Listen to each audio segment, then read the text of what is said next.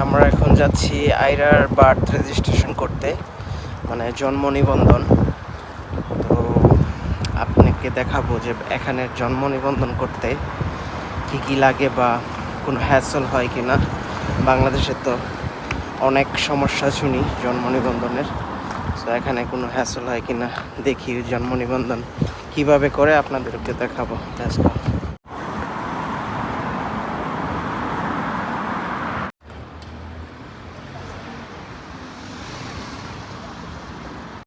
এটা হচ্ছে register office, ভিতরে বসে আছি।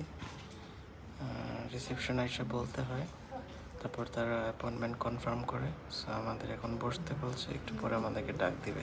সো বার্থ সার্টিফিকেট করতে আসলে লাগে 1250, আর সাথে ফোল্ডার নিলে লাগে হচ্ছে £3। তো 1550 বার্থ সার্টিফিকেট। আর যদি কোনো কিছু ভুল হয় সেটা কারেকশন করতে লাগে £99 অথবা £83, ডিপেন্ডস অন দ্য এরর আর কি, কী ধরনের ভুল হয়েছে।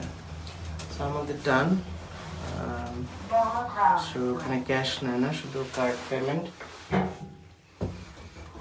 আর সময় লাগছে মাত্র 20 মিনিটসে সব কিছু ডান।